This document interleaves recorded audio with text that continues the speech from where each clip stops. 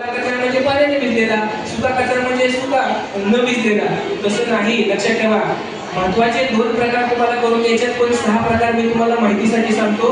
पुढच्या पिढीला ज्ञान द्या कचऱ्याबद्दल. तरी ओला कचरा म्हणजे निसर्गाने बनवलेला आणि कुजण्यासारखा सगळा कचरा म्हणजे ओला कचरा, ज्याच्यामध्ये रात्रीचं शिळं राहिलेलं भाजीपाल्याचे देठ, केळीच्या साली, फळांच्या साली, त्यानंतर मांस, मच्छी, मटण खाल्ले असेल त्याची हाडं असतील, अंड्याची टरफट असतील, या सगळ्या गोष्टी ओल्या कचऱ्यामध्ये द्या.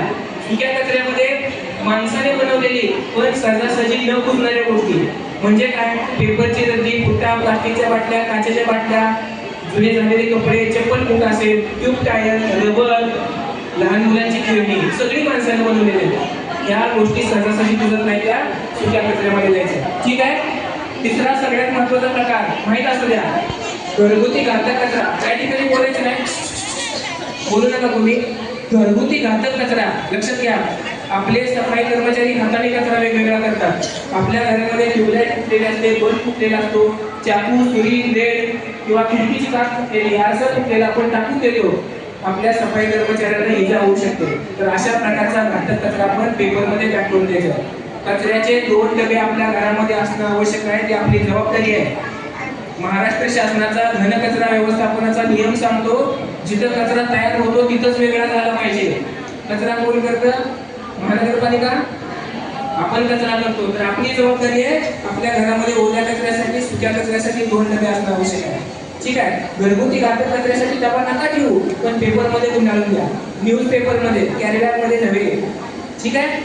घातक कचरा. त्यानंतर सगळ्यात महत्त्वाचा सॅनिटरी कचरा. लक्षात घ्या महिलांनो, सॅनिटरी कचरा म्हणजे आपल्या मानवी शरीराची साफसफाई करण्यासाठी किंवा स्वच्छतेसाठी जो काही आपण वापरतो ते सगळं. म्हणजे काय काय, लहान मुलांचे डायपर असेल, महिलांचे पॅड असतील, जेंट्स लोकांनी कंडोम्स वापरलेले असतात, जखम झाल्यानंतर बँडेज गुंडाळलेलं असतं, टिश्यू पेपर, मेकअप पुसण्यासाठी टिश्यू पेपर वापरतो आपण, ते सुद्धा असेल, मास्क असेल. या सगळ्या गोष्टी आपल्याला पेपरमध्ये पॅक करून वरती लाल टिपका लावून द्यायचा आहे. याचं कारण सांगतो, हा संसर्गजन्य आजार पसरवणारा कचरा आहे. म्हणजेच काय, मला जर एखादा आजार झाला असेल, रक्त लागलेले बँडेज जर मी दुसऱ्या दिवशी कचऱ्यामध्ये टाकले तर त्याच्या संपर्कामध्ये येणारा प्रत्येक व्यक्ती माझ्या आजाराने बाधित होऊ शकतो. बरोबर आहे ना. एखाद्या लहान मुलाचा डायपर इकडे तिकडे पडलेला असेल, आपल्याकडे भटकी कुत्री कमी नाही, घेऊन येतात आपल्याच दरवाजासमोर आणून फाडत बसतात, तोडत बसतात. छान वाटेल का आपल्याला बघायला? वाटेल का?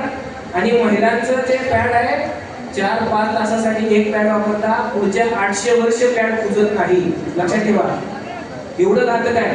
म्हणजे आपण वापरलेलं 1 दिवसाचं पॅड पुढं 800 वर्ष कुजतच नाही. करायचं काय त्याचं? किती गंभीर गोष्ट आहे बघा. पुढच्या पिढीला आपण किती त्रास देतोय.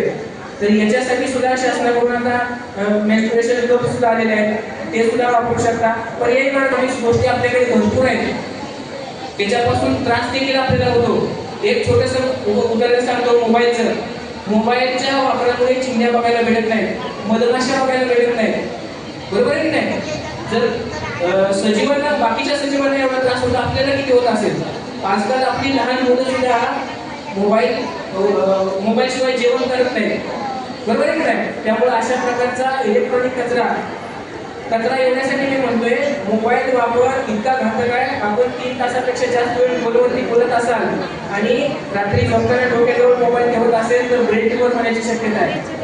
अशा प्रकारचा कचरा आपण पेपरमध्ये पॅक करून द्यायचा. त्यानंतर प्लास्टिकचा कचरा सुद्धा आपल्यासाठी घातक आहे. लहान मुलं चॉकलेट खातात, कुरकुरे खातात, ते सुद्धा घातक आहे. चॉकलेट 4-5 महिन्यांपूर्वी पॅक केलेलं असतं, त्याच्यावरती कोटिंग असतं, तर ते छोटे छोटे मायक्रो प्लास्टिक चॉकलेटला चिकटतात आणि त्याच्यामुळं आपलीच मुलं आजारी पडतात. कुरकुरे खाताना सुद्धा तेच आहे. प्लास्टिकचा वापर करून कॅरीबॅगच्या ऐवजी कापडी पिशवी वापरा. शासनाने सुद्धा सिंगल यूज प्लास्टिक बंद केले, त्याचा करू नका.